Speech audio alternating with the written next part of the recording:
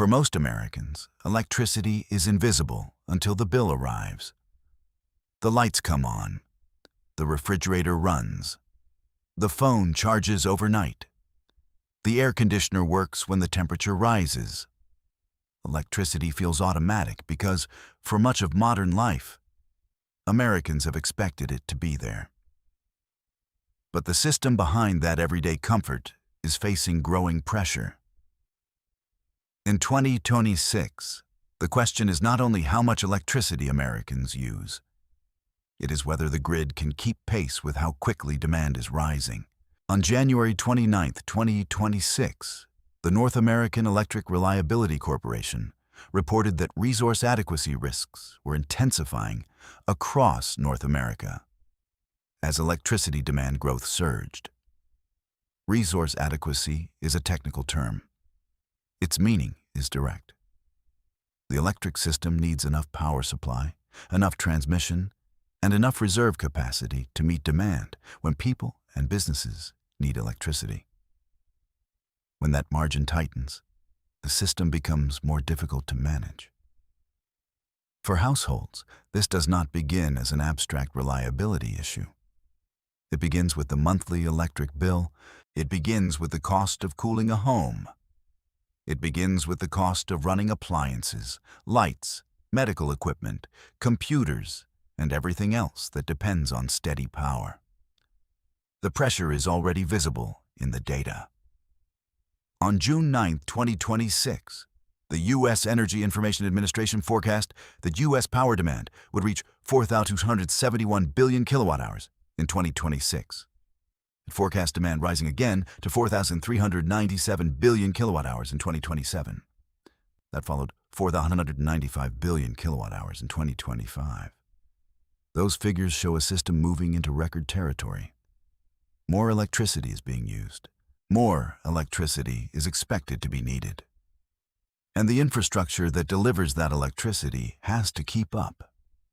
For an ordinary household, the grid is usually out of sight. But it is not simple. Power has to be generated. It has to move over long distances. It has to be delivered locally. And it has to be available at the exact moment people need it. Electricity is not like a product that can sit on a shelf until someone buys it. The system has to balance supply and demand constantly. That is why rising demand matters. Even a few percentage points of growth can require large investments in power plants, transmission lines, substations, and long-term planning. When demand rises faster than expected, the pressure can appear in reliability warnings, higher system costs, and higher customer bills. The electricity story is no longer only about homes. It is also about the growing power needs of the commercial sector. The EIA forecasts that commercial electricity demand would exceed residential demand for the first time on record in 2026. Commercial customers were forecast to use 1,547 billion kilowatt-hours. Residential customers were forecast to use 1,512 billion kilowatt-hours. That shift shows where part of the pressure is coming from. Electricity demand is not rising only because households use lights, air conditioners, and appliances. It is also rising because businesses, buildings, and digital infrastructure require more power. One of the clearest examples is the data center. On May 19, 2026, the EIA reported that data center servers accounted for an estimated 7% of commercial electricity consumption in 2025. Data center servers are different from many other electricity users. The EIA reported that server loads are essentially flat across all hours of the day. This kind of demand does not simply appear during a short peak and then disappear. It can remain steady hour after hour. For the electric system, that matters. A steady load still has to be served. It still requires power supply. It still uses grid capacity. And when many large users are added to a system, planners have to account for that demand while still serving households, small businesses, hospitals, schools, stores, and factories. This is the hidden system behind the electricity shortage concern. It is not only about whether one household uses more power. It is about what happens when households, commercial buildings, and new high-demand users all rely on the same grid. That system must have enough generation, enough reserve margin, enough transmission capacity, and enough ability to deliver electricity where demand is growing. In December 2025, PJM's capacity auction showed how this pressure can become measurable. PJM's capacity auction cost rose to $16.4 billion, up from $16.1 billion. PJM also missed its 20% installed reserve margin target by 5.2 percentage points. The auction showed a 5 to 250 megawatt increase in the demand forecast. PJM's Stu Bresler described that increase as almost entirely driven by data centers. The economic meaning is clear. When forecast demand rises, the grid has to secure enough capacity to meet that demand. If reserve targets are missed, the system has less cushion than planned. And when capacity costs rise, those costs can become part of the broader cost of providing electricity. For regular people, this may not appear as a line item labeled capacity auction. It may show up more quietly.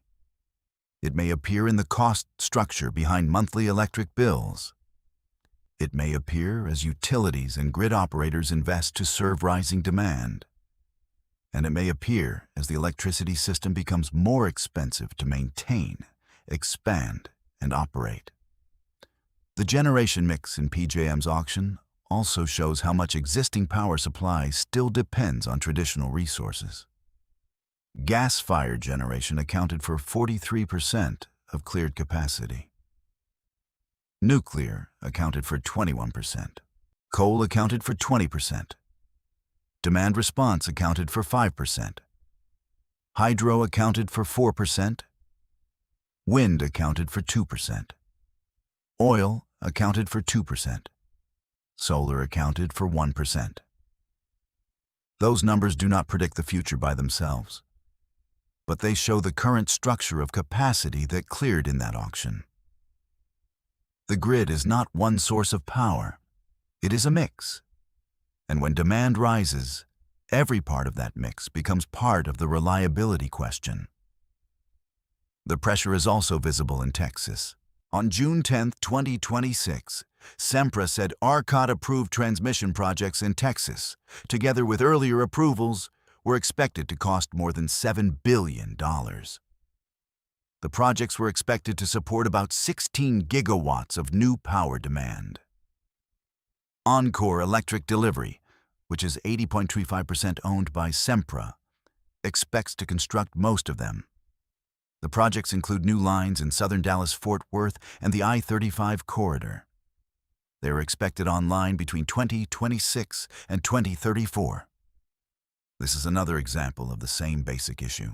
When electricity demand grows in specific regions, the grid often needs physical expansion. New lines have to be built. Transmission systems have to be upgraded. Capacity has to move from where power is available to where power is needed. And that work takes time.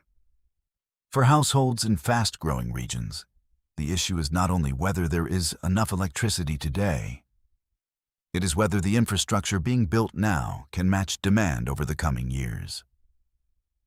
Texas is not the only place facing pressure. NERC's January 2026 warning covered North America. PJM's auction showed pressure in a major regional power market. EIA's national demand forecast showed U.S. power use moving higher in 2026 and 2027. Together, these sources point to a broader pattern. Demand is rising. Commercial power use is becoming a larger part of the system. Data centers are adding significant new load. Transmission investment is being approved. Capacity markets are reflecting higher costs. And electricity prices have already been rising.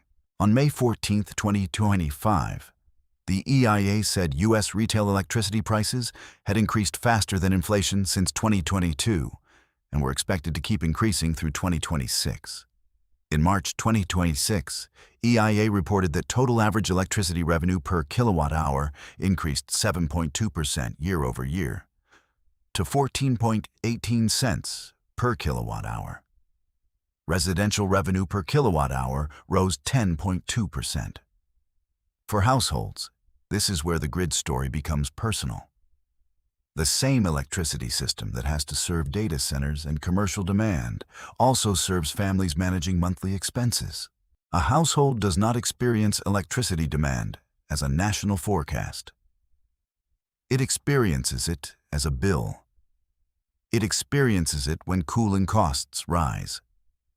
It experiences it when a monthly payment has to fit beside groceries, rent, mortgage payments, gas, insurance, and debt. The Bureau of Labor Statistics reported that the electricity index increased 5.9% over the 12 months ending May 2026. That means electricity was adding to cost of living pressure on households. It was not just a grid issue, it was a household budget issue. Nationwide, EIA reported that retail electricity sales rose 2.3% in March 2026 from the prior March. More electricity was being sold. Prices were higher, and the system behind those sales was facing new demand pressure. This is why the phrase electricity shortage has to be used carefully. The verified data does not say every American household is about to lose power. It does not say a national shortage has already happened. It does show that demand is rising. Reliability risks are being flagged. Reserve margins are under pressure in at least one major power market, and major transmission investments are being approved. The story is about pressure building inside a system that households depend on every day.